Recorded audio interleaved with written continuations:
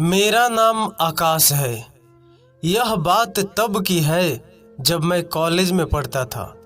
मैं पढ़ाई में काफ़ी होशियार था। मेरे घर के हालात इतने अच्छे नहीं थे।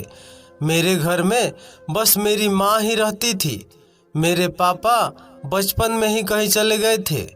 मेरी माँ ने लोगों के कपड़े सी सी कर गुजारा किया था, लेकिन मुझे भी काफ़ी एहसास होता था कि मैं अपनी माँ की मदद करूं। इसलिए एक दिन मैंने फैसला किया कि मैं ट्यूशन पढ़ाया करूंगा। मैंने यह बात अपने सर से शेयर की तो सर को काफ़ी अच्छा लगा। उन्होंने मुझे काफ़ी सपोर्ट किया था, जिसकी वजह से मैं ट्यूशन पढ़ाने लगा था। मैं 2 बजे फ्री हो जाता था और फिर 4 बजे ही सबके घर जाकर उनको एक एक घंटा ट्यूशन पढ़ाता था। मेरी माँ भी काफ़ी खुश हो गई थी, क्योंकि मैं इस वजह से काफ़ी अच्छा कमा लेता था। दिन गुजरने लगे थे। एक दिन मेरे सर मुझे कहने लगे, बेटा, मेरी एक ही बेटी है जो कि 10वीं क्लास में पढ़ती है। अगर तुम उसे पढ़ा दोगे तो मैं तुम्हारा एहसानमंद रहूँगा। मैं भी हैरान हुआ था, क्योंकि वह तो खुद ही एक टीचर थे, तो वह अपनी बच्ची को खुद भी पढ़ा सकते थे। लेकिन कहने लगे, मेरी बेटी बहुत शरारती है, मुझसे पढ़ती ही नहीं है। अगर तुम मेरी बेटी को पढ़ा दोगे तो मैं तुम्हें काफ़ी अच्छे पैसे दे दिया करूँगा। उनकी बात सुनकर मैं भी खुश हो गया था, क्योंकि मैं जानता था कि सर काफ़ी अमीर है। वह अपना एक ऑनलाइन बिजनेस भी करते थे, जिसकी वजह से वह मुझे काफ़ी अच्छी फीस दे सकते थे। फिर मैं ट्यूशन पढ़ाने के लिए राजी हो गया था और मैंने सर से कह दिया कि ठीक है सर, 2-3 दिन में मैं आपके घर जाऊंगा। लेकिन सर उसी रोज ही कहने लगे, बेटा, तुम आज ही आ जाना। जैसे ही मुझे छुट्टी हुई तो मैं सर के साथ ही उनके घर पर चला गया। उन्होंने मुझे ड्राइंग रूम में बिठाया और कहने लगे कि मैं अभी अपनी बेटी को भेजता हूँ। मैंने 3-4 मिनट इंतज़ार किया। कुछ देर बाद उनकी बेटी जैसे ही ड्राइंग रूम में आई तो उसको देखकर मैं हैरान हुआ था, क्योंकि वह तो बहुत ही खूबसूरत थी। मुझे अपनी आंखों पर विश्वास नहीं आ रहा था कि जो मेरे सामने बैठी हुई थी वो कोई लड़की है या अप्सरा। वो मेरे सामने आकर बैठ गई। इससे पहले मैं लड़कियों से बात नहीं करता था, क्योंकि मैं थोड़ा शर्मीला टाइप का लड़का हूँ। मेरी माँ ने मेरी परवरिश बहुत ही अच्छी से की थी। मेरी कोई बहन नहीं थी, मैं इकलौता ही था। इस वजह से काफ़ी सम्मान से लड़की से बात कर रहा था। कुछ देर मैं उसे पढ़ाता रहा। उसके बाद मैंने उससे कह दिया कि आज के लिए इतना ही काफ़ी है। यह कहकर मैं घर चला गया, लेकिन मेरा दिमाग अभी भी उसी लड़की के बारे में सोच रहा था। उस लड़की का नाम चांदनी था। चांदनी बहुत ही खूबसूरत थी। चांदनी मुझे काफ़ी ज़्यादा सीरियस तबीयत की लग रही थी। देखने से लग ही नहीं रहा था कि वह शरारती भी हो सकती है। पर अगले दिन मैं हैरान हो गया, क्योंकि मैं बिना बताए चांदनी के घर चला गया था। जब मैंने चांदनी को इस हुलिये में देखा तो मैंने जल्दी से अपनी आंखें झुका ली। वह अपने फ्रेंड्स के साथ खेल रही थी। मैंने उसे बस एक ही नज़र देखा था, लेकिन उसने जैसे ही मुझे देखा जल्दी से अंदर चली गई। कुछ ही देर बाद मेरे पास पढ़ने के लिए आई। अब उसने थोड़ी लॉन्ग टी शर्ट डाल रखी थी। इससे पहले तो उसने बहुत ही मिनी टॉप पहन रखा था। कहने लगी, सर, कल मेरा टेस्ट है। मैंने उसे टेस्ट की तैयारी करवाई और उसे वार्न किया कि तुम्हें इस टेस्ट में बहुत अच्छे नंबर लेकर आने हैं, क्योंकि मैंने तुम्हें बहुत अच्छी तैयारी करवाई है। मेरी बात पर कहने लगी, नहीं सर, मुझे बायोलॉजी बहुत मुश्किल लगती है। मैं अच्छे नंबर तो नहीं ला सकती, लेकिन पास हो जाऊंगी।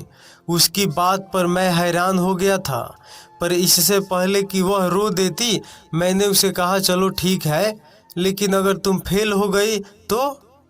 फिर वो कहने लगी, फिर सर आप मुझे कोई भी सज़ा देना, मुझे मंजूर है। उसकी बात पर मैं शरारती अंदाज में मुस्कुराने लगा था।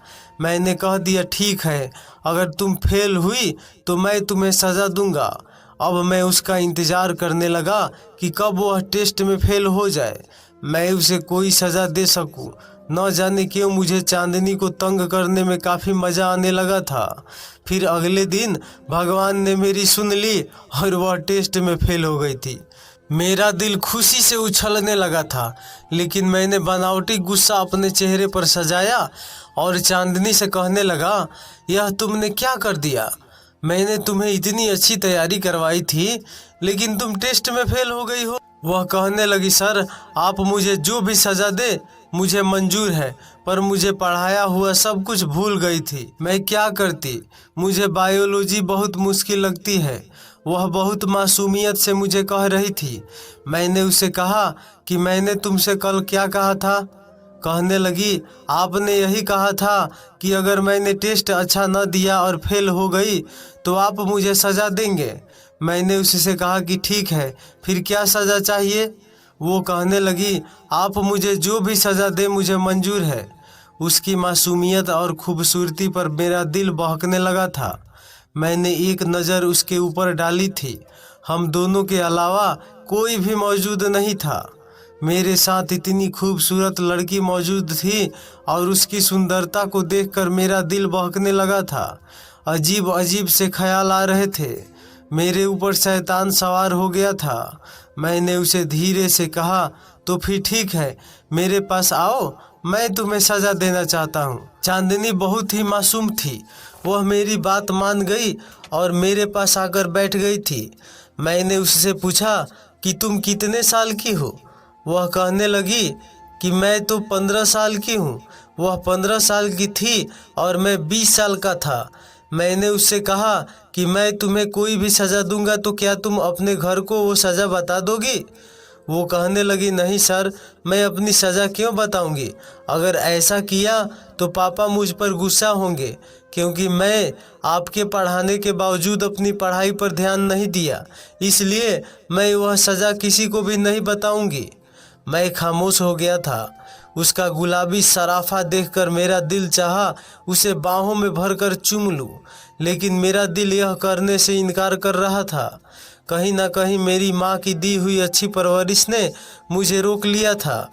इसलिए मैंने फैसला कर लिया और उसे कहा कि नहीं, मैं आज तुम्हें सज़ा नहीं दूंगा, लेकिन अगर आइंदा तुमने किसी भी टेस्ट में इस तरह की कोई भी गलती की और फेल हो गई तो मैं तुम्हें ज़रूर सज़ा दूंगा। चलो आज की सज़ा माफ़ कर देता हूँ। तो वह खुश हो गई और मैं वापस उसे पढ़ाने लगा था। एक दिन मैं कॉलेज में ही था जब सर मेरे पास आए और कहने लगे, बेटा मुझे तुमसे कोई बात करनी है। मैंने सर से कहा कि सर मैं क्लास ले लूं, उसके बाद आराम से आपके पास आ जाऊंगा। आपने मुझे जो भी कहना हो मुझे कह दीजिएगा। इस तरह मैं क्लास के बाद सर के पास गया तो सर बिजी थे। कुछ देर बाद ही मैं अंदर गया। सर कहने लगे, हाँ बेटा बैठो, मैंने तुमसे चांदनी के बारे में बात करनी है। यह सुनकर तो मैं हैरान हो गया कि अचानक से उनको क्या बात करनी है। लेकिन सर कहने लगे, बेटा मैं चाहता हूँ चांदनी तुम्हारे घर चली जाए। उनकी यह बात सुनकर मैं हैरान हो गया था कि आखिर वह ऐसा क्यों चाहते हैं। सर कहने लगे, बेटा मैं तुम पर विश्वास करता हूँ, तुम बहुत अच्छे लड़के हो, इसलिए चाहता हूँ मेरी बेटी तुम्हारे पास ही रहे, क्योंकि मुझे किसी काम के लिए बाहर जाना है। लेकिन शहर में मेरा कोई नहीं है जिसके पास मैं अपनी बेटी को छोड़ दूं, और वैसे भी उसके टेस्ट हो रहे हैं। मैंने यही सोचा कि तुम उसको पढ़ाते हो, इसलिए मैं उसे तुम्हारे पास ही छोड़ देता हूँ। तुम्हारे घर पर तुम्हारी माँ है, उसका ख्याल रख लेगी। मैंने सर की बात सुनी तो मैं हैरत में डूब गया था कि मैं क्या फैसला करूं। लेकिन मैंने सर को कह दिया, सर कोई बात नहीं, मैं आपकी बेटी को अपने घर पर ही पढ़ा दूंगा। लेकिन अंदर से मेरा दिल कहीं कांप रहा था, क्योंकि मैंने बहुत मुश्किल फैसला लिया था कि ऐसा कैसे हो सकता है कि मैं अपने दिल को चांदनी को अपने ही घर में देखकर कैसे संभाल सकता हूँ। इतनी खूबसूरत लड़की मेरे पास मेरे साथ रहने वाली थी। लेकिन फिर मैंने अम्मा का सोचा कि वह तो घर पर मौजूद होगी, मैं उसे अपनी माँ के पास ही सुला दिया करूँगा। यही सोचकर मैंने सर को हाँ कर दी। फिर सर मुझे अपने साथ अपने घर ले गए। सर ने शायद चांदनी को फ़ोन करके तैयार रहने के लिए कह दिया था। उसके साथ एक छोटा सा बैग भी था। चांदनी काफ़ी उदास थी। सर उसे समझाने लगे, बेटा देखो, अपने टीचर को तंग नहीं करना है। अब ये आपको पढ़ाएंगे और इनकी माँ आपका ख्याल रखेंगी। मैं इन पर भरोसा कर रहा हूँ, लेकिन तुम बहुत शरारती हो।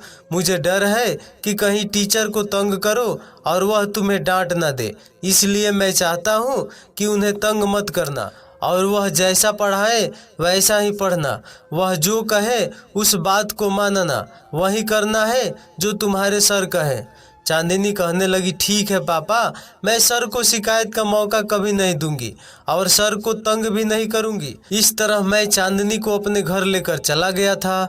मेरे पास कोई गाड़ी तो थी नहीं, मैं मोटरसाइकिल पर था। इसलिए चांदनी को अपने पीछे बिठाया और उसका बैग मैंने अपने आगे रख दिया। चांदनी काफ़ी आराम से बैठ गई थी। उसने एक हाथ मेरे कंधे पर रख दिया था तो मुझे कुछ अजीब सा महसूस होने लगा था। मेरा दिल अजीब अंदाज में धड़क उठा था।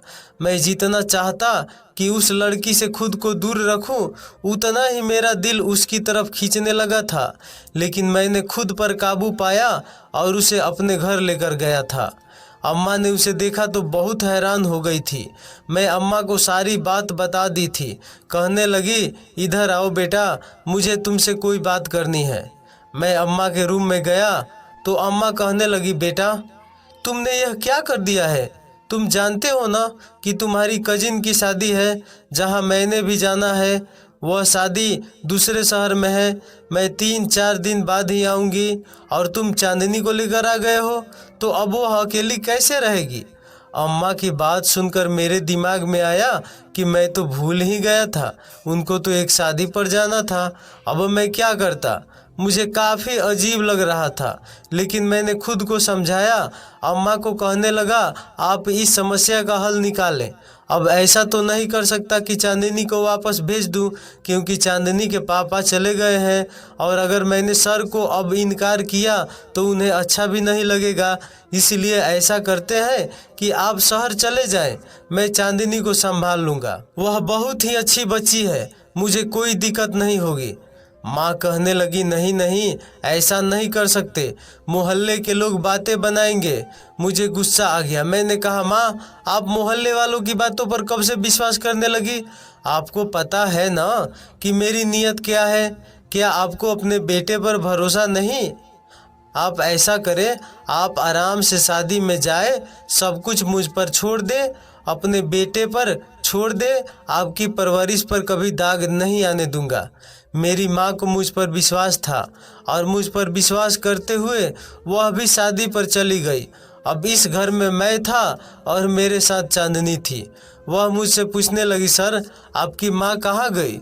मैंने कहा, उन्हें कुछ काम है, रात तक आ जाएगी। मैंने उसे कुछ भी नहीं बताया और यही कहा कि अम्मा काम से गई है, वह जल्दी ही वापस आ जाएगी। मैं चांदनी को पढ़ाने लगा था। मैंने उसे बायोलॉजी समझा दी थी, लेकिन उसे समझ नहीं आती थी। वह कहने लगी, सर कल तो छुट्टी है, मुझे स्कूल नहीं जाना, इसलिए बाकी का आप मुझे कल पढ़ा देना।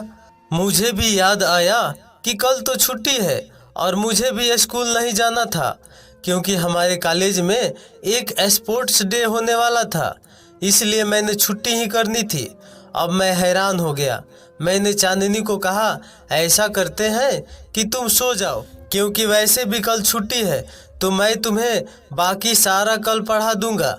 चांदनी कहने लगी कि ठीक है सर। मैंने उसको रूम का रास्ता दिखाया तो वह वहाँ चली गई, लेकिन फिर अचानक ही उसे मेरी माँ का ख्याल आया। वह कहने लगी, सर आपकी माँ तो अभी तक नहीं आई, वह कहाँ है?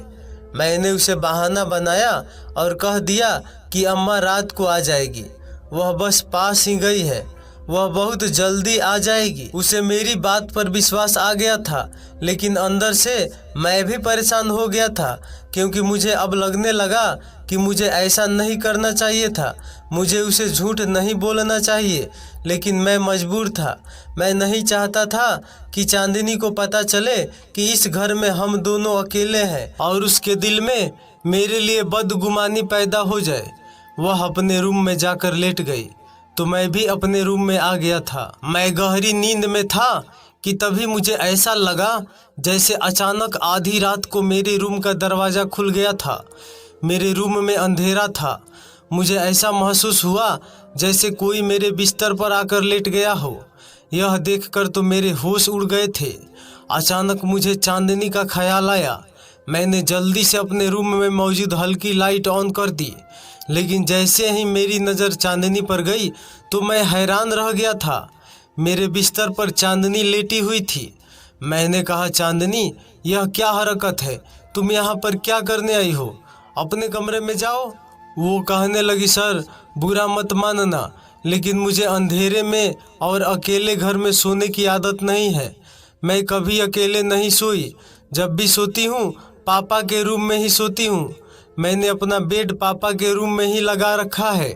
और अगर मैं गलत नहीं हूँ तो मैं यह भी जानती हूँ कि इस घर में मेरे और आपके अलावा कोई भी मौजूद नहीं है।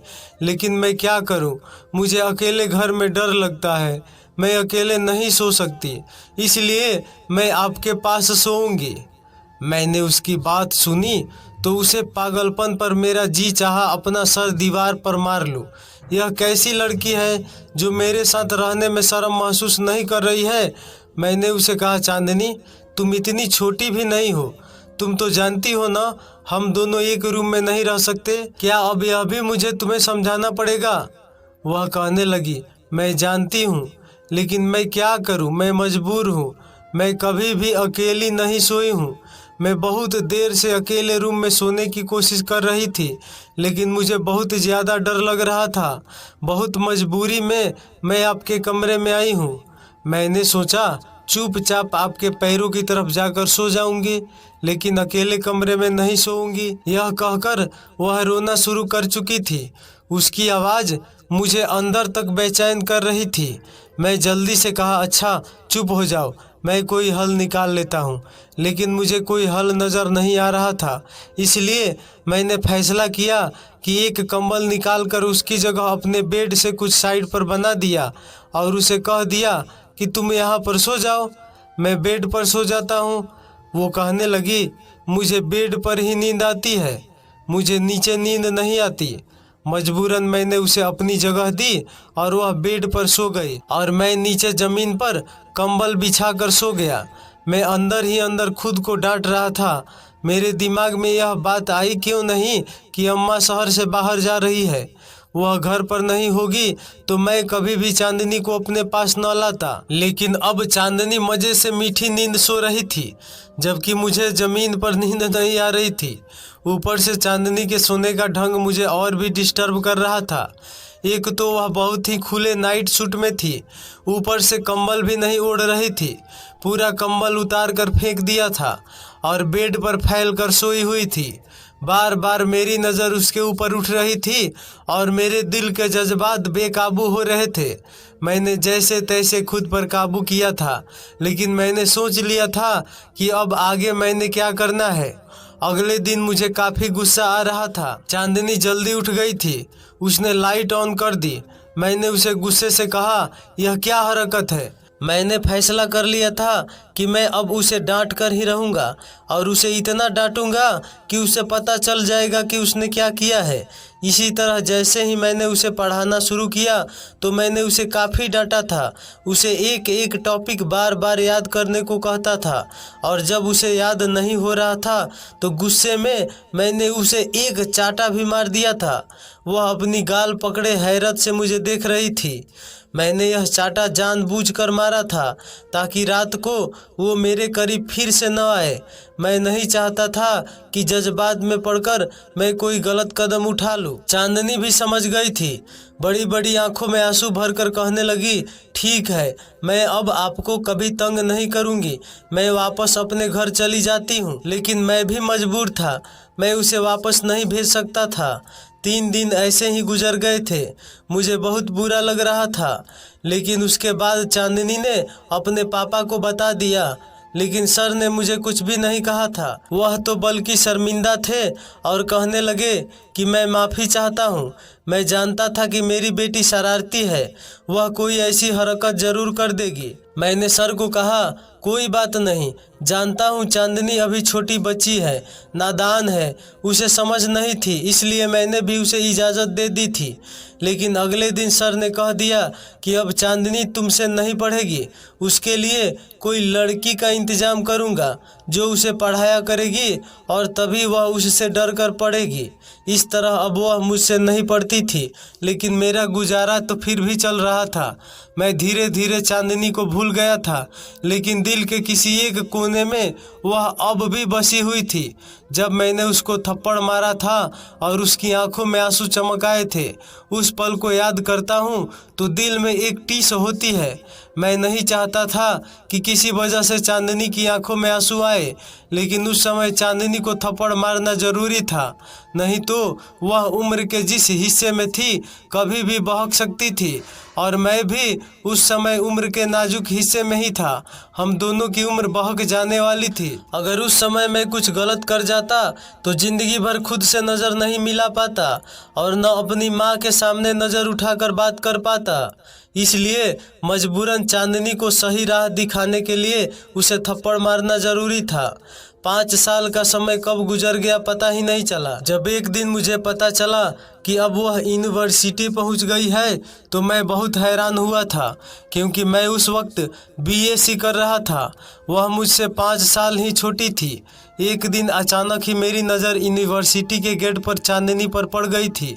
मैं उसकी खूबसूरती को देखकर हैरान हो गया था। वह छोटी और शरारती नहीं रही थी, बल्कि बड़ी और समझदार बन गई थी। उसे यूनिवर्सिटी की हवा लग गई थी। कुछ लड़के उसके आसपास खड़े थे और उससे बातें कर रहे थे। मैं हैरान हुआ। मैंने एक नज़र उसे देखा। शायद वह भी मुझे पहचान गई थी, लेकिन वह मेरे पास नहीं आई। मैं बहुत ही हैरान हुआ कि ऐसी भी क्या नाराज़गी कि वह मेरे पास नहीं आई।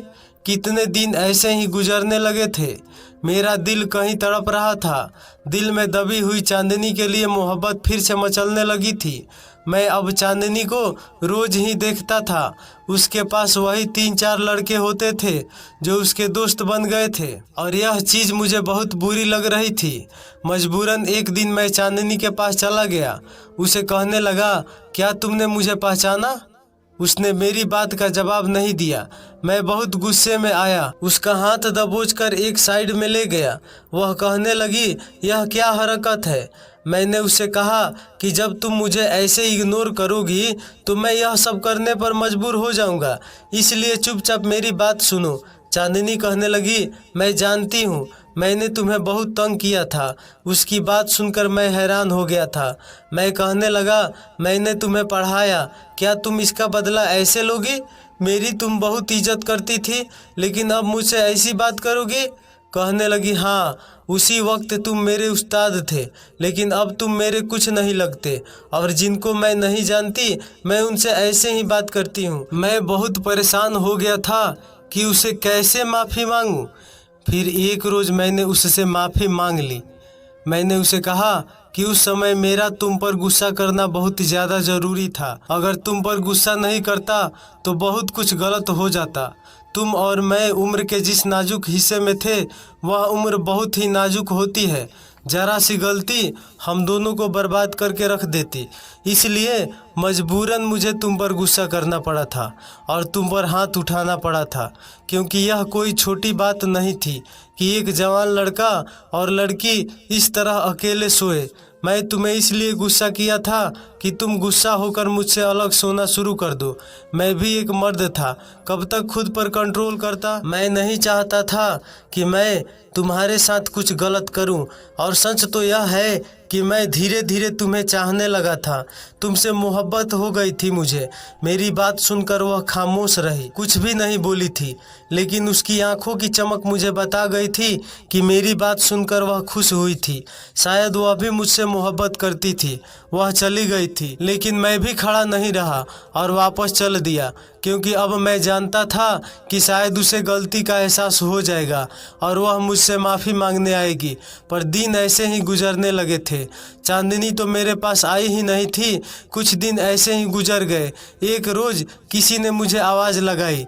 जैसे ही मैंने पीछे देखा तो चांदनी थी। वह मेरे पास आई और कहने लगी, मुझे माफ़ कर दो, मुझे यह सब कुछ नहीं करना चाहिए था, लेकिन मैं क्या करती। मुझे आज तक किसी ने ऐसी बात नहीं की थी जिस तरह तुम बात करते हो। तुमने मुझे पढ़ाया, उसका बहुत बहुत धन्यवाद। लेकिन मैं बहुत ही नाजुक थी।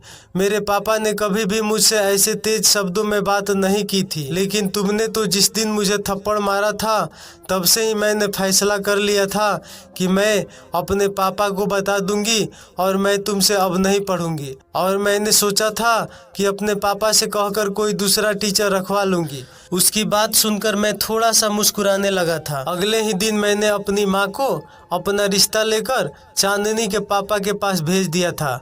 मेरे सर को भी इस रिश्ते पर कोई ऐतराज़ नहीं था। खुशी खुशी इस रिश्ते के लिए राज़ी हो गए और ठीक 15 दिन बाद चांदनी मेरी दुल्हन बनी। मेरे कमरे में बैठी हुई थी और मैं उसके सामने बैठा उसको निहार रहा था और वह शर्म से अपने आप में सिमटी जा रही थी। मैंने उसका हाथ थामते हुए कहा, चांदनी, अब तुम पूरे अधिकार के साथ मेरे बिस्तर पर मेरे साथ मुझसे चिपक कर सो सकती हो, क्योंकि अब तुम मेरी पत्नी हो। यह कहकर मैंने चांदनी का हाथ चूम लिया था और वह भी शर्माते हुए मेरे सीने से लग गई थी। तो दोस्तों, कहानी कैसी लगी ज़रूर बताना। पसंद आई हो तो प्लीज़ लाइक करना। रोज़ एक नई कहानी सुनने के लिए हमारे चैनल को भी सब्सक्राइब करना।